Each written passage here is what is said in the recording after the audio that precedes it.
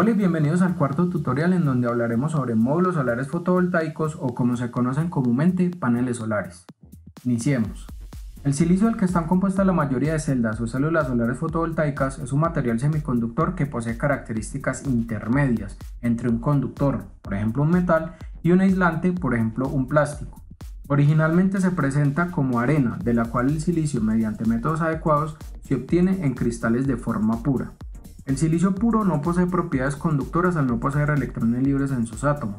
Para mejorar la conductividad se adicionan impurezas voluntariamente en un proceso denominado dopado, el cual puede ser de dos tipos. El pentavalente, en el que los átomos adicionados tienen 5 electrones de valencia en su órbita externa, entre los que se pueden encontrar el fósforo, el antimonio y el arsénico, formando lo que se conoce como el material tipo N o de portadores de carga negativa al tener electrones libres. El trivalente, en el que los átomos adicionados poseen 3 electrones de valencia en su órbita externa.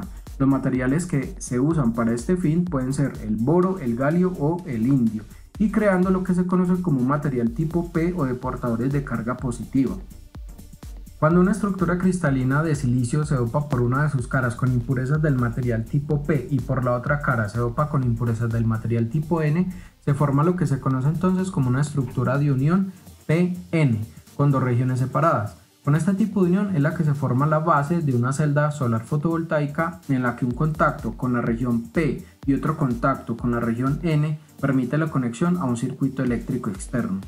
Cuando iluminamos una celda o célula solar fotovoltaica se acumulan cargas en ambas regiones, positivas en la región P y negativas en la región N. Esta acumulación de cargas produce lo que se conoce entonces como diferencia de potencial, el cual va aumentando cuando aumenta la cantidad de iluminación. La diferencia de potencial entonces es la que se conoce como tensión de circuito abierto o VOC en una celda solar fotovoltaica. Si por otro lado ponemos en cortocircuito la unión N con la unión P con un conductor externo, los electrones circularán a través de este conductor y se combinarán con los huecos del material P. La corriente se va a mantener mientras se está iluminando la celda y la proporción será correspondiente a la cantidad de iluminación. Esta es la que se conoce como corriente en cortocircuito o ISC.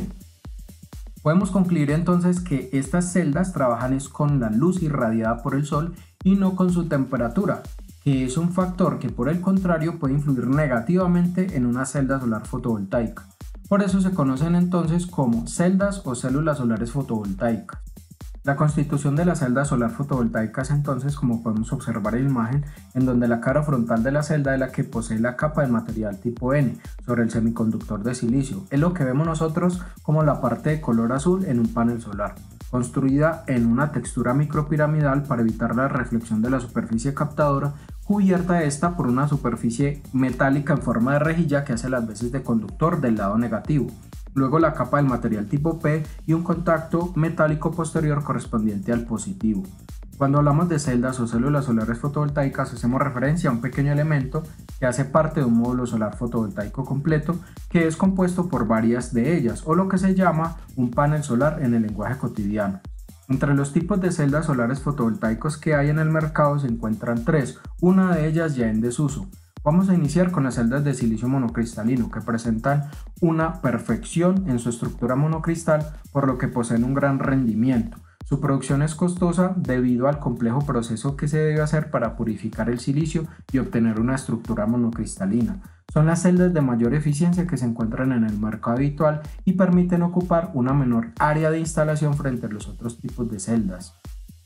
Se pueden conocer fácilmente por su color uniforme en toda la superficie y porque sus extremos están recortados, no poseen terminaciones en punta, debido a que se fabrican a partir de lingotes cilíndricos. No vamos a mencionar el número exacto correspondiente a su eficiencia ya que frecuentemente estos valores cambian positivamente. Lo que sí vamos a especificar es que son las celdas de mayor rendimiento. De otro lado podemos encontrar las celdas policristalinas, más comunes en las instalaciones por ser más económicas que las celdas monocristalinas, sin embargo tienen una eficiencia menor.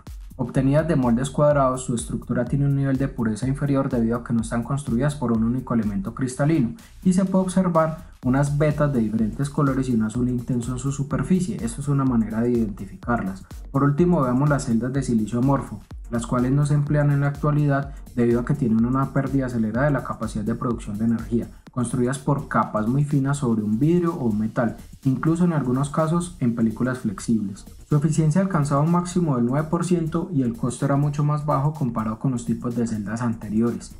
De otro lado, vamos a ver que algunos fabricantes en sus referencias nuevas emplean técnicas para evitar al máximo que la rejilla conductora del lado negativo produzca sombra sobre la celda.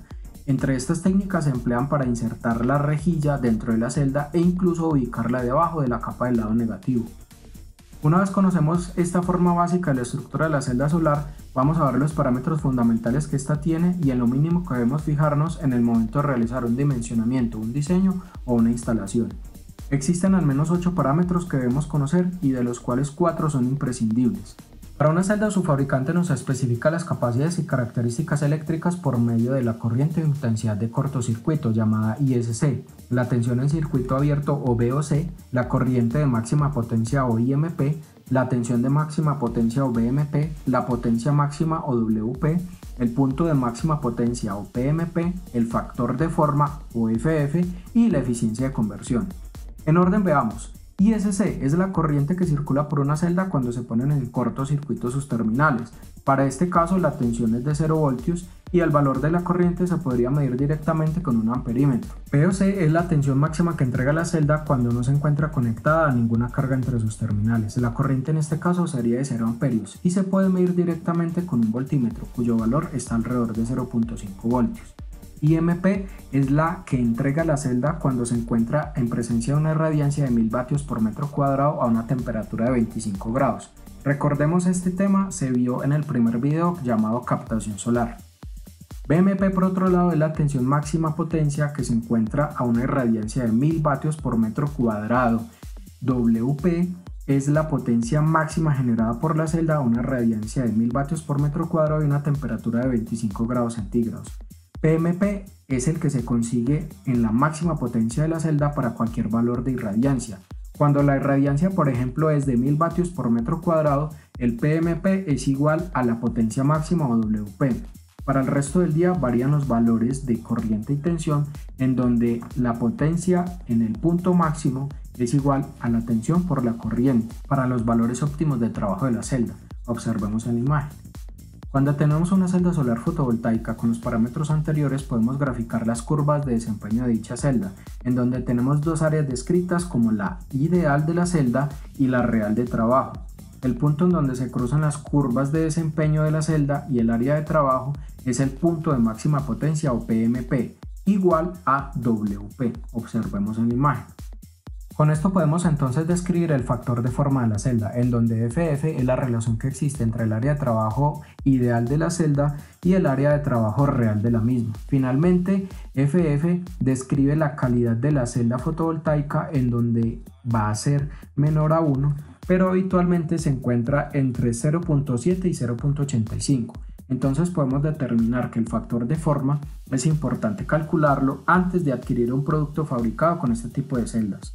Por último, veamos que la eficiencia es la relación que existe entre la irradiancia recibida por la celda y la potencia eléctrica producida por la misma. Por ejemplo, la eficiencia tomando un módulo solar fotovoltaico de una superficie de 1 metro cuadrado y una potencia de 150 vatios, y se le incide la máxima irradiancia de 1000 vatios por metro cuadrado, tendríamos entonces que la eficiencia es igual a la potencia pico sobre la potencia irradiada, que sería igual a 150 vatios sobre 1000 vatios, entonces la eficiencia sería de 0.15 o un 15%. Vamos a ver entonces por otro lado los efectos que causa la temperatura y la irradiancia. Una vez entendidos los parámetros fundamentales de las celdas solares fotovoltaicas, se deben tener en cuenta los efectos que causan la temperatura y la irradiancia sobre la misma. Por ejemplo, en un día de funcionamiento normal, una celda puede percibir una irradiancia que varía desde 0 vatios por metro cuadrado hasta 1000 vatios por metro cuadrado, y también puede ver una temperatura aumentando 50 grados por encima de la temperatura ambiente. La variación entonces de la irradiancia afecta directamente la corriente en cortocircuito, como se observa, y esta es una variación lineal. De otro lado, la variación de tensión en circuito abierto es muy pequeña con los cambios de irradiancia. En conclusión, no basta medir la tensión entre los bornes de la celda, ya que la corriente podría ser insuficiente y no nos estamos enterando de ello. También los valores de corriente en cortocircuito se pueden incluso calcular para medir su valor y tomar acciones necesarias. Si quieren que les hable un poco más de esto, comenten abajo del video. Para los efectos que causa la variación de temperatura, debemos entender de que la corriente en cortocircuito varía muy poco. Sin embargo, la tensión en circuito abierto se ve sustancialmente afectada a medida que aumenta la temperatura, parámetro que también podemos calcular. Me comentan abajo si quieren que les hable un poco más de esto y les explique cómo calcularlo. Finalmente, entonces podemos concluir que debemos garantizar una irradiancia suficiente y una temperatura moderada para no afectar la potencia generada por la celda, ya que sabemos que la potencia depende directamente de la corriente y la tensión que se ven afectadas con estos parámetros vistos. Vamos a ver algo importante también y que cada fabricante hace de alguna manera un poco diferente, y es el conexionado entre las celdas. Pues básicamente se emplea una cinta metálica que va soldado e incrustada en las rejillas que posee cada celda, conexionando la cara frontal, que es la negativa, la que nosotros podemos observar, de una celda con la cara posterior o positiva de la siguiente. En la imagen ustedes pueden apreciarlo. De esta manera se constituyen series completas de celdas que componen un módulo solar fotovoltaico. En algunas ocasiones las celdas se conectan en paralelo para aumentar la capacidad de generación de corriente. Sin embargo, estos casos son muy poco habituales por la experiencia que hemos tenido, pues ya viene la celda con una cantidad de corriente específica de máxima potencia o IMP, que por cierto depende directamente de su tamaño, y se conectan en serie para entregar una tensión específica BMP y por consiguiente una potencia máxima o WP en todo lo especificado por el fabricante. Vamos a entender ahora un poco cómo es la constitución de un módulo solar fotovoltaico. Entonces, para su utilización práctica, las células de silicio, como son muy frágiles, se deben encapsular, deben ir protegidas tanto por delante como por detrás, y para un mejor acople van fijadas con silicona.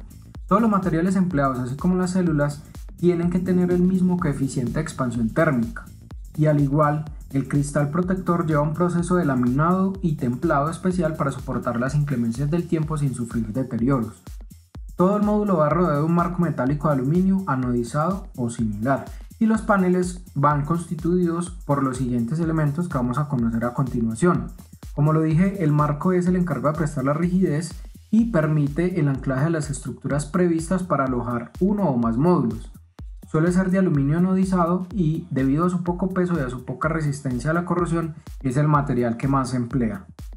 Por otro lado, no es aconsejable que este marco se vaya a mecanizar para evitar las roturas en las cubiertas superiores de los vidrios, y también pues que ya los agujeros de sujeción vienen ya hechos de fábrica. El encapsulante es un epoxi transparente y se inyecta al vacío, ocupa cualquier espacio que exista entre la cubierta superior e inferior y las células. Esto aporta rigidez al conjunto y evita las bolsas de aire y la humedad, que son perjudiciales obviamente para los elementos que trabajan en el exterior y con fuertes cambios de temperatura. Asimismo, debe poseer una nula degradación con los efectos de rayos UV o los rayos ultravioleta. Las células fotovoltaicas entonces suelen ser rectangulares o cuadradas para un mejor aprovechamiento de la superficie útil del módulo. Tengas en cuenta que las obleas de silicio, debido al módulo de producción, suelen ser circulares, por ejemplo las monocristalinas. Los bornes de conexión son los encargados de conectar al módulo con el resto de la instalación. Son de material conductor y suelen estar ubicados en una caja estanca. Al lado de los bornes de conexión se colocan los diodos de derivación. Existe una caja de conexionado para cada módulo, un borne para el lado positivo o el ánodo y otro para el lado negativo o el cátodo. Y es muy importante no confundir la conexión de entre estos dos bornes. La cubierta posterior puede ser de cristal, aunque normalmente se utilizan compuestos sintéticos que presentan una nula capacidad de absorción de la humedad. Esta cubierta suele ser de color blanco para reflejar los fotones que no han incidido sobre las células y puedan ser reflejados por las rugosidades del vidrio nuevamente hacia las mismas, o sea, hacia las células. La cubierta anterior suele ser de vidrio templado antirreflejante y con un bajo contenido en hierro. Esto le da una buena protección contra los impactos y una excelente transmisión de la radiación solar. Este vidrio presenta su cara anterior sumamente lisa para evitar la acumulación de suciedad. Por el contrario, la cara anterior es muy rugosa y permite una buena adherencia del encapsulante y una mejor penetración de la radiación solar. Vamos a dejar hasta aquí por hoy el video y vamos a ver en una segunda parte ya lo que tiene que ver con las conexiones de los módulos solares fotovoltaicos y demás. Bueno, y si tienen algún comentario o alguna sugerencia, recuerden que tienen el espacio de comentarios del video en donde esperamos que opinen acerca de los temas y si quieren que tratemos algún tema en específico. Recuerden que nos encontramos en la ciudad de Ibagué y los invitamos a que se sigan suscribiendo para estar al tanto de los próximos videos de todos los tutoriales de energía solar.